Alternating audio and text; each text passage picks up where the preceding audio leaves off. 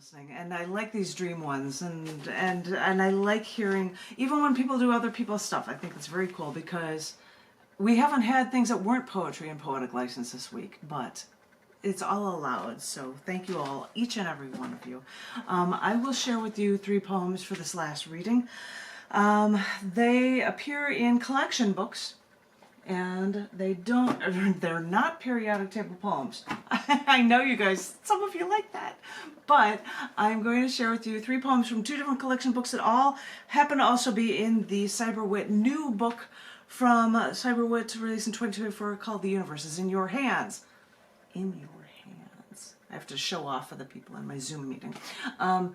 There are places from around the world that are covered in this, so each of these represent a different location. And these first 2 that I'm going to share with you are not only in The Universe is in Your Hands, but also in the Down in the Dirt issue collection book from September to December 2024, titled Shattered Facades. Shattered Facades, I'm like covering it up as I'm reading it. Shattered Facades, and The Universe is in Your Hands. And this first one's a short one, and it's for Detroit, for Michigan, called Knowing Kevorkian. The Universe is in Your Hands at it. Oh, I knew Kevorkian. He used to be a pathologist. He used to do autopsies for my precinct in Detroit. What I remember about Kevorkian was that he'd go out with us for drinks, you know, and he'd get a gin martini. But he would always have just one, and he never joined the conversation. I never thought he had anything to say. Never thought he had a cause. And as a cop, you see a lot. But Kevorkian, a doctor of death, now I wonder what he saw. Short and sweet. For the cop, Bobby Killebrew, and may he rest in peace. Yeah, he had fascinating stories from him. That one was in Shattered Facades, and The Universe is in Your Hands. I'm showing off books again. This one, I'm going to show you a photo afterward of when I read it, but it's not in the books. I will share that with you after I read this poem. I hope you get a kick out of it. This, I don't know, is it for China, for Beijing, or is it for Chicago? This is a poem called My Kind of Town. The Universe is in Your Hands at it. I stepped over many palace door sills in Beijing's Forbidden City, negotiating golden bars from 6 inches to a foot tall. And they may have once kept rain and mice out, but these gold bars were also symbolizing power. The higher one's status, the higher the bar people had to step over, not on, but over. But then I left, entered the summer palace. That's when an older Chinese gentleman walked up to me and asked, in the best English he could muster, where I was from. I told him the United States. And then I said, Chicago. And that's when this man's eyes lit up. And he said, my kind of town. And I laughed, nodding my head in agreement, until he leaned toward me and said, Frank Sinatra sang that. Yes, he did. I laughed again. Yes, he did. I said, because even though this world is so small, we will always find ways to connect with one another. My kind of town. And the funny thing was, I read this at a thing in Chicago called Windy City Words, and I read only Chicago and then 1 Illinois poem, and I did readings there for this poem, and I'm going to try to show it really tiny. Yes, I'm leaning in there going, Frank Sinatra sang. I know that because I could see the pose. I'm like, you know, Frank Sinatra sang that one, which I thought was just the funniest thing. That doesn't appear in a book, but I read that in Chicago for Windy City Words. And I'm going to close with one more poem for you guys. And it is a short one and it's a sadder one, I'm sorry. But it is not only in The Universe is in Your Hands, which is from CyberWit Press, but this is also in the Scars Publications CC&D issue collection book called Alone with the Stars. It's an astronomy reference. Sorry, I like my my James Webb Space Telescope stuff. But this is one, and it's for Vietnam. And it is titled Willie Pete. Seeing bombs during Vietnam, the white smoke rising. With each bomb exploding, I knew that smoke.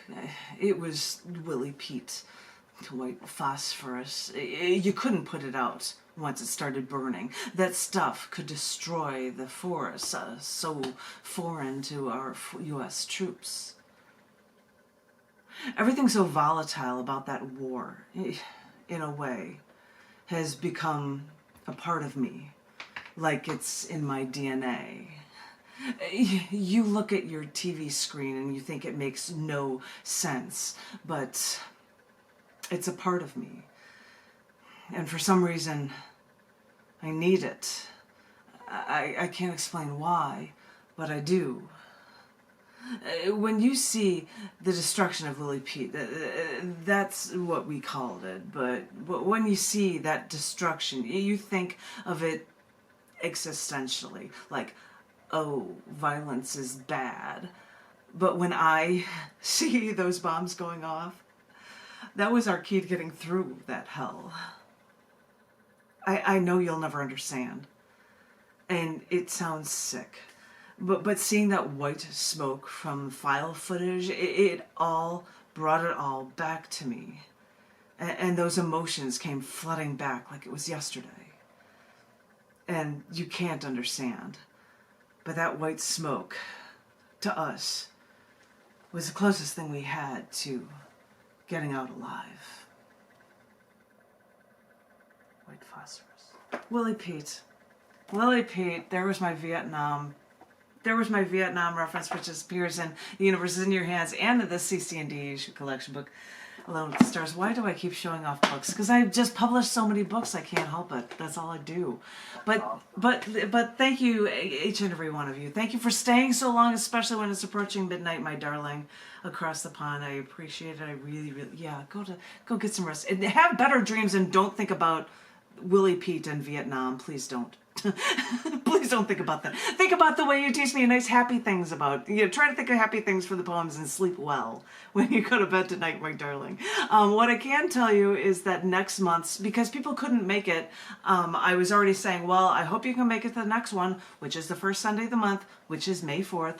So I have to do my stupid Star Trek reference and say or Star Wars reference and say May the 4th be with you. I don't have any Star Wars references. I was saying that I have he's like, yeah, I was saying I'll do a Star Trek. And I'm like, it's not Star Trek, it's Star Wars. I'll have to do Queen Amidala lipstick or something to pull that off, or for next month I'll have to, but because I can't just, you saw me with a picture frame as I'm reading periodic table. I can't just read, I guess. I don't know. But anyway, I thank each and every one of you for staying as long as you have. Thank you so much, David, for guest hosting once again.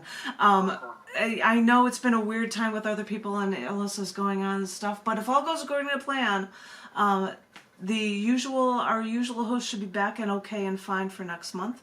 I will give people an email post an update and list it all a week beforehand when it comes up.